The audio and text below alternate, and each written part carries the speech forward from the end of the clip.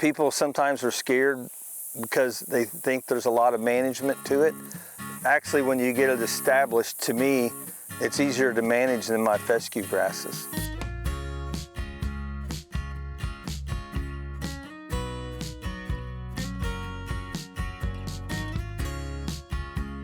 Well, my wife and I run a cow-calf operation. We primarily got registered Hereford cattle. We got a very diverse forage operation. We got native grasses, we've got cool season fescues, legumes, clovers. We have a rotational grazing system on all of our own property and most of our leased ground. Our reason converting was if you see that slump in the summer of the fescue grass, I mean, right now, this time of year in August, the fescue's pretty much dormant. There ain't much value there. So we looked into alternatives, and native grass checked all those boxes for us. Well, it was a little scary at first because we had really good fescue grass out here. My neighbors thought I'd lost my mind when I went in and sprayed and killed it. But we went in the spring, just right when it started greening up, and we used Roundup on it, and we burned it down. We let it sit there for about a week, and we turned the cattle in on it, and we picked it down to the ground.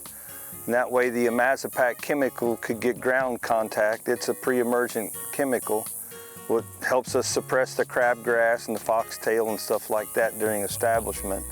So, and about 2.5 weeks after that, we went in and drilled in big blue, little blue, and Indian grass, and we sat there and waited.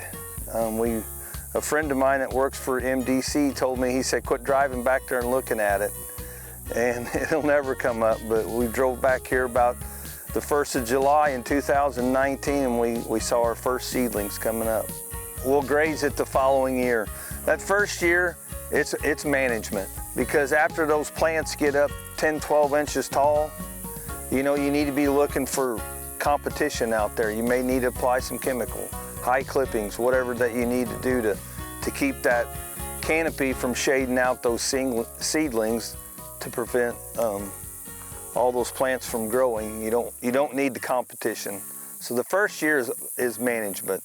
Second year, there's still management. You need to keep that competition down, keep that canopy away from those smaller plants, and we go in and we'll graze it down. After it gets 20 to 24 inches tall, we'll go in and we'll pick it down to about 16, pull the cattle out, and let it recuperate.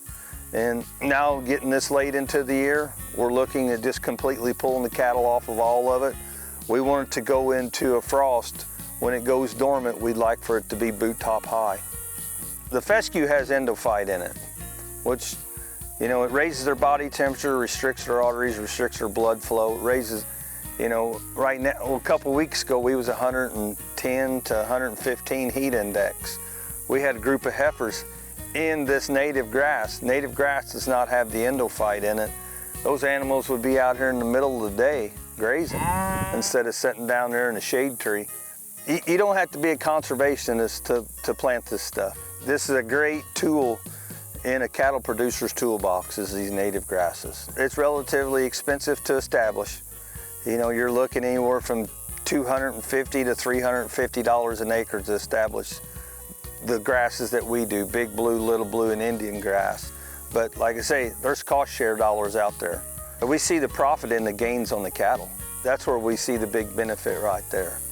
You know, when we can keep those animals in lower stress stages this time of year by getting that endophyte flushed out of them, and you know, they're out there on these high protein grasses, you know, that's when we're making money.